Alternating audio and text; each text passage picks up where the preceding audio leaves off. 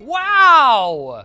TalkLinked? No way! I forgot about that. Sorry? Remember when we were gonna bring it back? Oh, sorry, TalkLinked. We're doing a TalkLinked. Yes. But we're remaining socially, physically distant, as you can see, just in case you're... And socially. I'm gonna look at the camera. I'm not actually acknowledging you. 91 inches? That's 231 centimeters. Oh yeah, wow. That's 2.3 meters. So we're properly distant, but why are we here, James? You tell me. Because I saw a game demo yesterday that blew my little mind. And you wanted to talk about it. No, I didn't think I was gonna be allowed. Are you a game developer? No. One day though? I think so. So the reason we're here is because yesterday, Epic Games released a demo of Unreal Engine 5, which is the 5th version of Unreal Engine. The name says it all, hey? Yeah, and it was pretty mind-blowing. But I have to say, everyone was talking about it being super, super mind-blowing, and I watched it and I was kind of like, meh, okay. It looks pretty good. The rocks look good. That's what David said. Yeah? He said, it's not that much better than Uncharted 4. I think I was expecting a little more like, I don't know, transforming robots and... They should have had The Rock in it. Yes, The Rock walking around. He makes everything better. Looking at rocks. So there's another reason why it was kind of disappointing, because Jeff Keighley, the kind of like godfather of the gaming industry, I guess at this point, he's doing this whole thing called the Summer Game Fest, where they're doing all these game reveals, and they were like, all right, the first game reveal of the Summer Game Fest, it's gonna happen on Wednesday. Tune in, and then people tune in. It's not even a game. It's not even a real game. It's Unreal Engine, but that does that count as a game reveal? No, that was just a totally encapsulated demo. Yeah. Although it was running in real time, It's apparently. real time and like you can interact with it, but it's, Yeah. there's no story. There's probably nothing beyond what we saw. There is a story.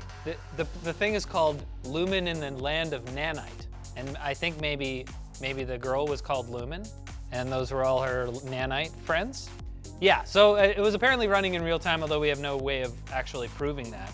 But the thing that was actually impressive about this demo was the technology called nanite. And Lumen. And Lumen, but nanite's really the star of the show. And nanite is a technology that basically will allow developers to import full detail models from apps like ZBrush or whatever, if they went in and like created a statue with like a lot of triangles, or import an asset from like a film library, and they just like stick it right in the game and don't have to do anything. You don't need to make LODs. Right.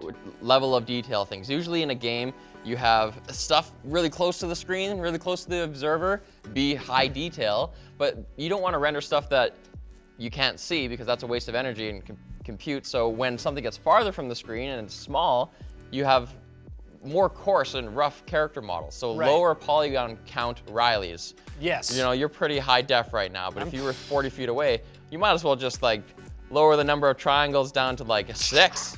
You know? A head, a chest. Yeah, I get crushed into like just like a Play-Doh ball. Yeah. Yeah, and that's a process. But it's time consuming to make all those LODs. Right. Now they don't have to. It's very, they have to do it manually. They have to go through and kind of like take a bunch of polygons and like crunch it down into like one polygon or something.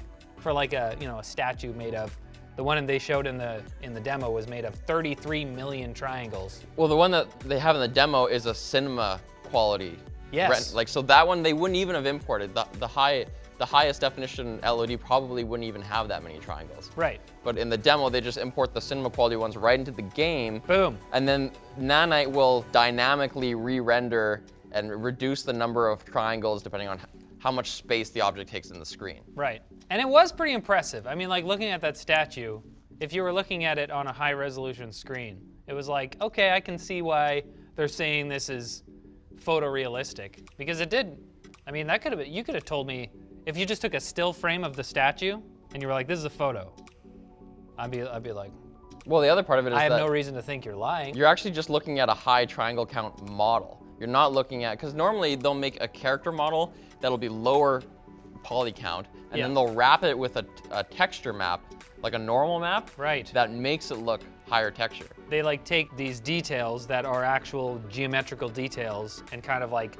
flatten it out into a texture, so it looks like a bunch of details, but really it's just a flat polygon. Yeah, it's just like a flat like quilt that wraps around an object, and then it knows, based on the observer's position, what it should reflect back to them or how Yeah. it should appear, and then it can give the illusion of depth to things. But now they're not even gonna have to, you're not even gonna have to make normal maps or light maps. Right. You can just look at the object. So neither of us are game developers, but what this is actually supposed to do, or what it promises to do, is to A, make everything a lot more detailed because you got so many triangles. Did you see the part in the video where they're like, okay, we're actually looking at how many triangles are in the scene, and they're all differently colored, and it basically just looks like TV static. Yeah. It just looks like complete noise, but it's not noise. So many of those like little tiny bits are actual just triangles. And that's already like the optimized fraction of the whole number of triangles. So they said there was like billions of triangles in the scene, Yeah. but then Nanite can just optimize it and take the 20 million or so that mattered. So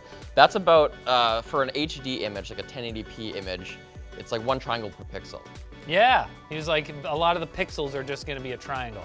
So it puts a lot of more detail into the scene, and it also just makes it a lot quicker for developers to make cool looking stuff because they don't have to, as we said, manually go through and bake these things. Hey, I could talk about this for ages, trust me, but we gotta do a sponsor, all right? Because this is TalkLinked, and we have sponsors on TalkLinked, apparently.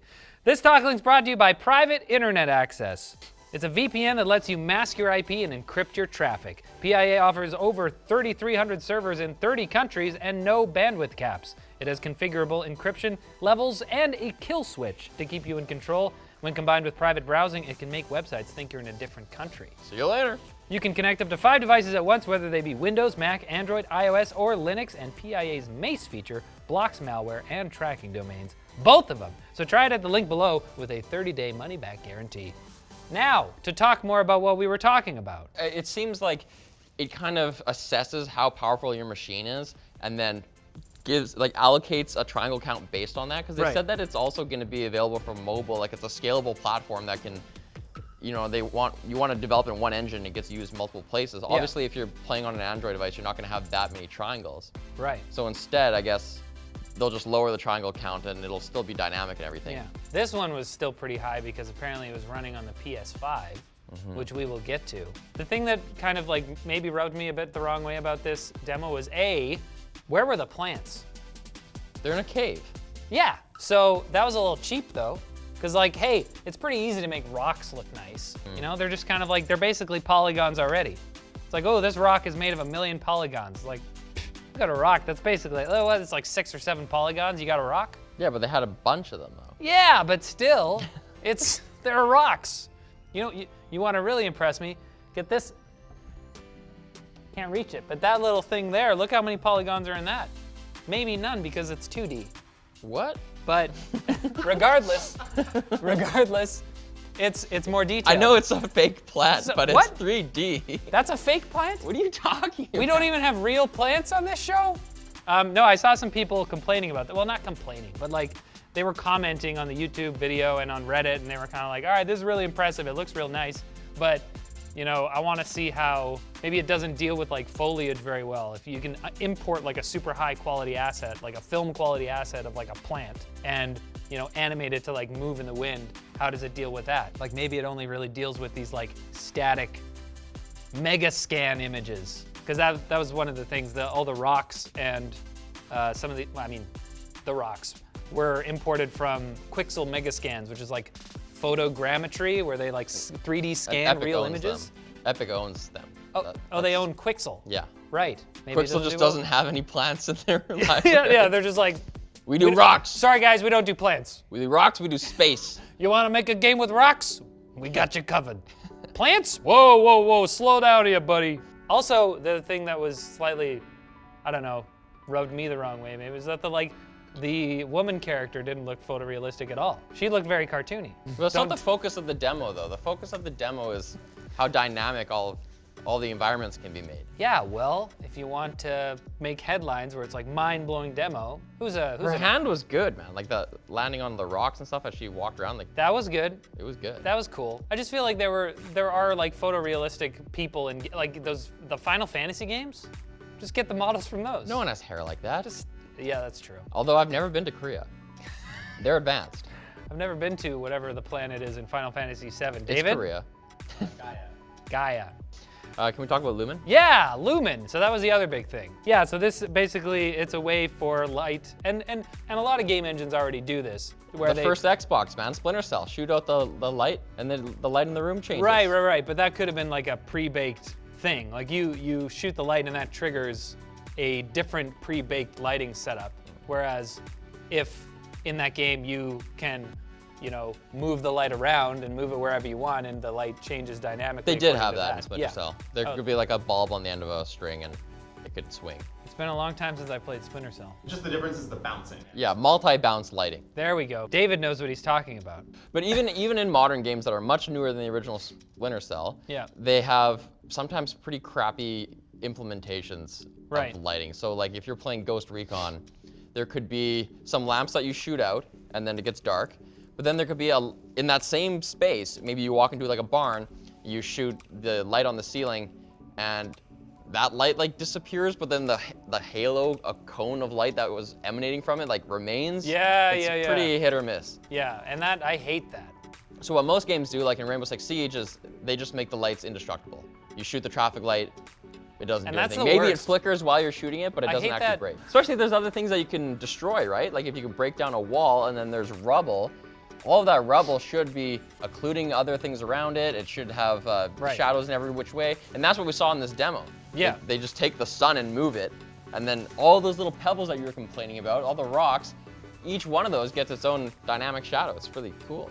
Do you know if Lumen will be able to work with RTX? I'm asking you as if you know, but I don't know. And you don't know either. Because this is an engine. Yeah, I think it's like RTX is based on hardware right now. It uses the Turing cores in NVIDIA's hardware. And you can run ray tracing on like other hardware, but it sucks. So I don't know how this works together. In the context of the next-gen consoles, right. Those aren't NVIDIA. They're not NVIDIA, but they are supposed to have ray tracing capability. So I'm assuming that there will be some sort of synergy here. It won't be RTX. It won't be RTX, but it'll be AMD's RT. RT Red. There was an Unreal Engine 4 demo for ray tracing this week. Oh yeah? And they showed like the ray tracing, and it's terrible in performance because it's all like one-to-one scaling. They don't have it like optimized yet. Oh, so ray tracing, you can do that in Unreal Engine obviously because it has existed for a little bit now, but it sucks. So Lumen maybe will assist ray tracing in working better on future next-gen consoles. And again, next-gen hardware. It makes it easier for developers because they don't have to make those texture maps. There's light maps that are the same thing. You wrap a 3D object with a light map to tell it how to behave when light hits it. You don't have to make those light maps anymore. Right. So we can talk about how we're excited for this all we want, but it's also interesting to see what developers are actually saying. And I looked into this a little bit. As I was saying, I looked through the comments and I looked on Reddit a little bit. And some people think that this is a groundbreaking technology that's going to advance game dev, tech by like 20 years. And other people are like upset because they still don't want to learn C#, I think. C++ is used by a bunch of other stuff, and C# is the one that it helps a lot if you know C# to use Unreal Engine. So there's really it might not be as groundbreaking as they're making it seem. Maybe we're getting caught up in the marketing. They're just gonna have to do the calculus to decide if all the time savings and not having to make all those maps is worth it to learn a new language.